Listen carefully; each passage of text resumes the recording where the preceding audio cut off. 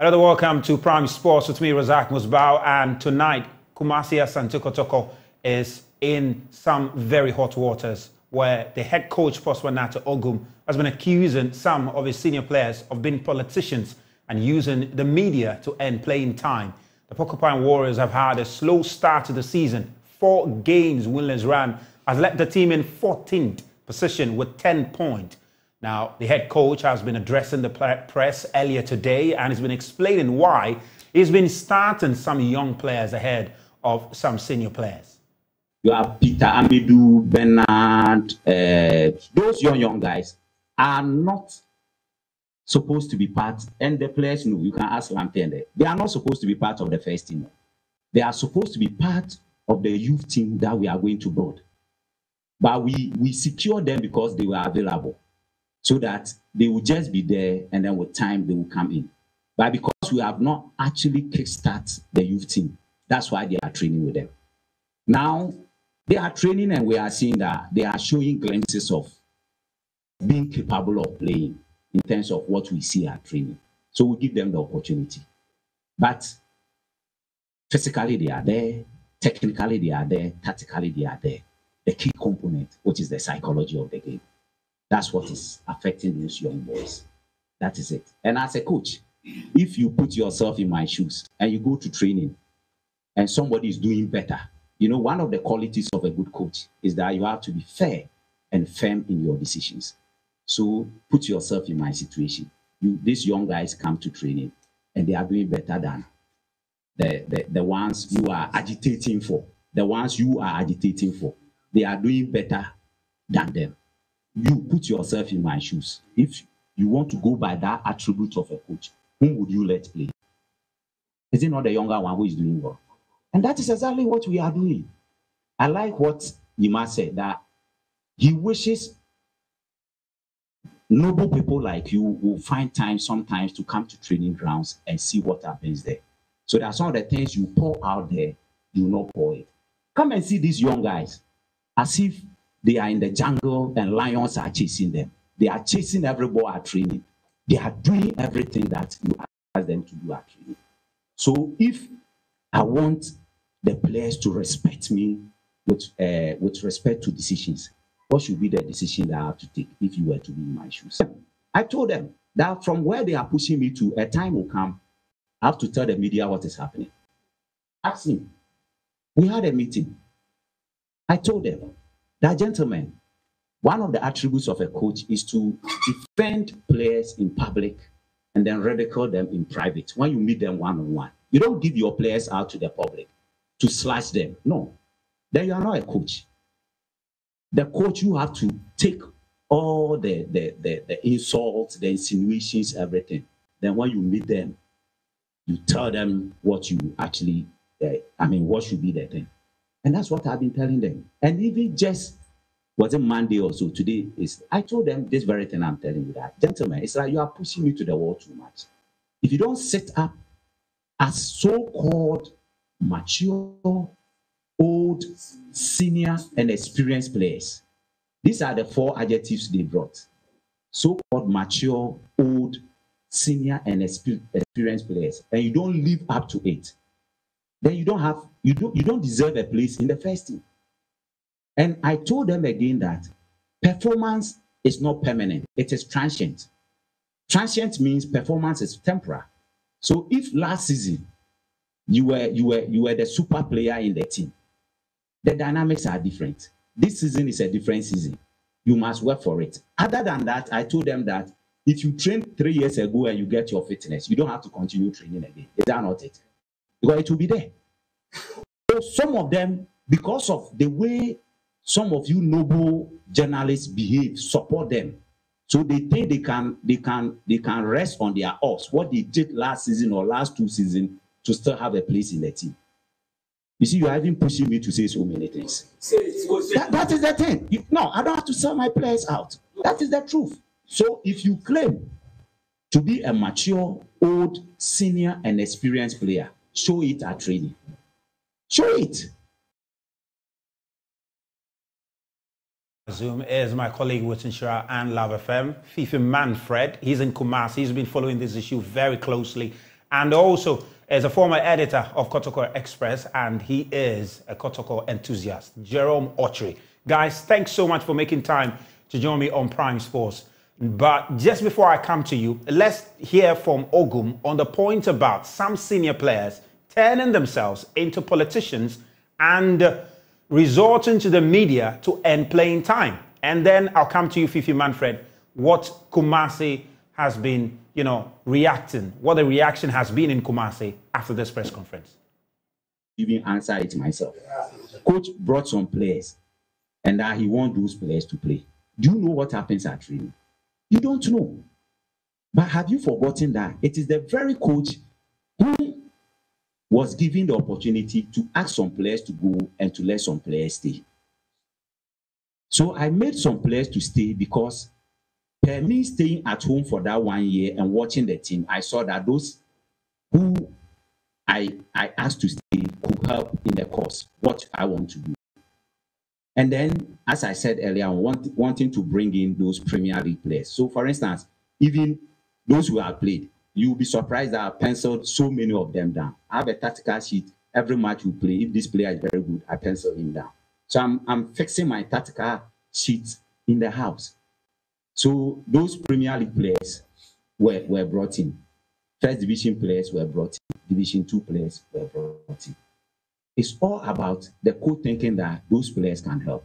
So if you are an old player and you never worked with the coach, or you have even worked with the coach, let me even say you never worked with the coach, and you know who the coach is and what the coach represents, and the coach comes and you think that you can be a politician within the club.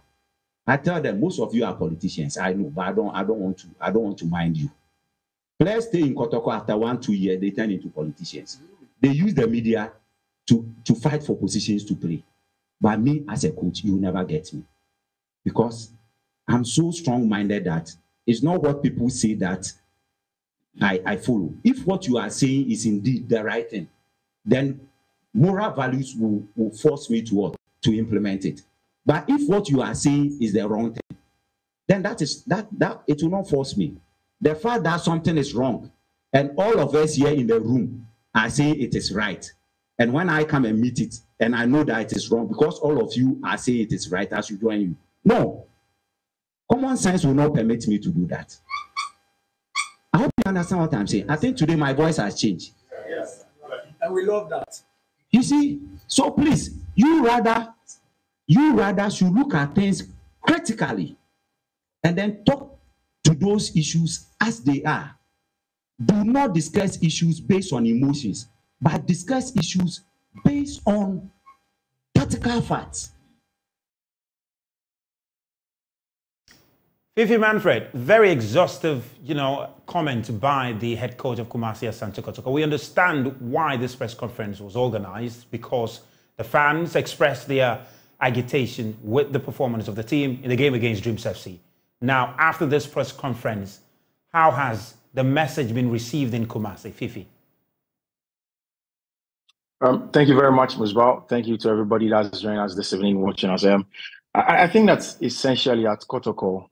This press conference has, of course, been necessitated, like you said, by the agitation of the supporters in the last game that was played at the Babara Sports Stadium. Since after this press conference, it has been a mixed way of taking it. Some fans think that is the right way to go, and then the coach needs to be stern and crack down the whip on some players who are not towing the line, essentially, at Kotoko.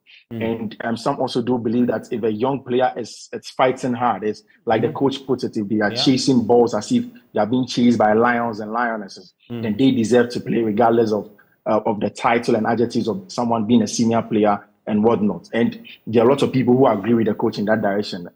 The other people also think that there was no point for the coach to, quote and unquote, throw his players under the bus. And some people do think that he did throw some players under the bus, the senior players under the bus. If you listen to most of the quarters here in Kumasi, essentially almost everybody believes that whilst you may belong to any of those two divides, everybody just wants the team to win. So if this was geared towards bumping up the players to get results in their next game that they're supposed to play, then so be it. The team has to go away and go and get a job done, because it's going to be a difficult game to play this weekend in the Ghana Premier League. And that's exactly what the fans are asking for. You see, Kotoko is a club where it's about results. The tradition of the club is about winning and winning every day. There are fans that believe that regardless of whoever the coach feels, essentially this team should be able to grant Kotoko the needed 3 points come every weekend. And that's what they are looking for. So whilst Kotoko is sadly divided along fault lines, essentially almost everybody does agree that Kotoko has to win. Interesting. Fifi, Jerome, let me come to you. I'm sure you've followed this press conference. You've seen the reaction on social media and on other platforms. Let me just get your thoughts, though. What did you make of it? The message of Prosper Nata Ogum, his posturing, and even what some people say, throwing some of the senior players under the bus. What's your impressions of this? What do you make of all of this that is happening at Kumasi Asante Kotoko? Well, this was vintage Coach Ogum. And if you know him, he's someone who speaks and speaks clearly. Very assertive coach. And I'm not surprised he spoke the way he spoke. I mean, this is someone who teaches. So you can understand when he comes out like this. But my concern has been some of the things he said and also the audience. And I say the audience without any disrespect. But I have to be clear that his audience, a section of them, are not the type of audience that will assimilate everything he put out there. The other point is about the suggestion that he threw some players under the bus. And I have to be clear here. You see, I have tried to look at the Kotoko issues beyond what happens on the field of play, what happens on Sunday when the team is not playing. Indeed, that is the prime concern of the supporters. But let's be clear, this is not the first time Kotoko is going through this. And I've insisted that we are better off looking at what has always brought Kotoko to this point than hanging people, like picking the coach and saying that he's not competent, he was given a chance to buy players, and look at the performance of the players, or the coach saying that some players are turning into politicians and undermining the efforts of the team. Look, these problems have been there, and I'm telling you, if Ogum is to leave today, the next coach will face the same problem. Kotoko has fundamental structural problems, and that is why the team would go through the kind of things it is going through. It doesn't come as a surprise to me because I have maintained that you cannot run a club the size of Kotoko on an interim skeletal structure. And we don't seem to get it. Today, I've had a lot of the supporters, calling me names, insulting me on Twitter or on X all throughout the place, some even daring to send private messages, all with insults. Look, I have gone through this over and over and over, and I don't get tired of it. It just pains me that what is clearly out there, nobody seems to be seeing it. Kotoko is not a Sunday 3 points club, but somehow, some way, we have reduced it to that level. And that is why the fans will get agitated if the team is not winning. We need to look at the bigger issues of structure, the bigger issues of governance, ownership, financing, investment. That is what will make Kotoko what it should be. If we continue to go the way we are going, I'm telling you this, we'll go a full cycle and come back to this point. And I'm sure you know this very well. This is not the first time we are seeing Kotoko complain about this. And to be honest with you, in 2012, the then management led by former chief executive officer, former executive chairman, Dr. Keke Sapon, had issues with some players who turned into politicians. I will not mention names, but I know some of them who were thrown out of the club because of the sole reason that they were becoming political figures than footballers, who were dividing new players that were being signed. In 2015, Opokunti faced the same problem. And I'm saying that these things come up in the club, and we need to find a way of resolving it. Interesting. Let me just come to Fifi, though. Fifi, in terms of the performance of Kumasi Asante Kotoko, in that press conference, you hear Prosper Nata Ogum allude to the fact that the team appears to be playing well, but the major challenge is converting the chances that they create. Based on where you sit as a tactical person, is this really the case? And in resolving it, what do you think will be the, the antidote to resolving this inability of the Kotoko players to convert the chances they create?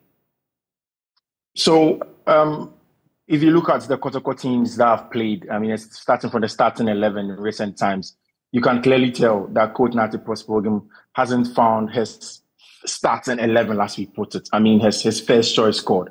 And as apart from the back line, he seems to try to chop and change sometimes to see the kind of players that fits the system that he wants to play. But you can tell, Musbao, anytime you watch Kotoko, that there are proper patterns of play. I've seen Kotoko play in the last game that they played at the Babaya Sports Stadium, and I tell you that every time it is about the fact that these guys get onto the field of play and they seem to be jittery. They seem to lack some experience. They are not calm. And the pressure of playing for Kotoko and donning that red jersey seems to take a toll on them. You can watch Prosper Nate Ogum's side. And I've said it unequivocally several times that for me on the local scene, the best manager in terms of tactical display of teams and tactical organization is Prosper Nate Ogum. In fact, for the last 2 years, he has been splendid. And it shows in the kind of work that he does. I do not think that overnight he has lost everything that he had in terms of his tactical acumen as a manager. And I see that in his teams. This team is relatively young, and you will need to be patient with them for them to gel together. There is no telepathy when I watch them in the middle of the park. Sometimes if Zeze comes on, if Lamptey gets the chance to be on, the telepathic relationship is not there. At the back, however, you're seeing standout players like Yusuf Nuruddin, who have been brilliant. Kotoko started the season with Frederick Masari in post. He made a mistake. He had to go off the first choice goalkeeping spot. Danlad Ibrahim has come on. There hasn't been stability in the starting lineup, and these are things that, whilst it is excruciating truth, you need time to get these things to gel. Well, interesting. Jerome, let me just get the final words from you, though. The fans are impatient. They want the team to win. They have a game this weekend, and the message from the coach is that they should be patient. The team will start winning games. What will be your message to the fans? You're a fan yourself, but to your fellow fans, what will you say to them? Should they exercise patience because they look like they are ready to protest anytime the team loses? Yeah, I mean, you can't stop the fans from protesting. I am very patient because I don't expect anything from this team, and my lack of expectation is based on the fact that there are structural issues which has to be addressed.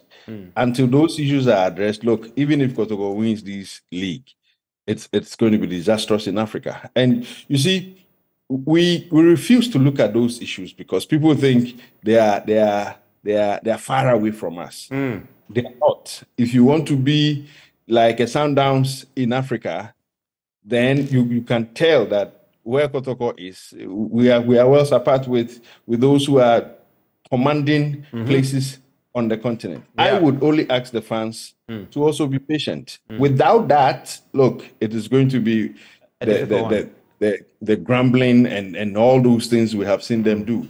And you can't fault them. They want to see the team winning. But then the truth of the matter is that even the quality we have, I don't think is the best. Do you really believe that Kotoko has the best team in the country?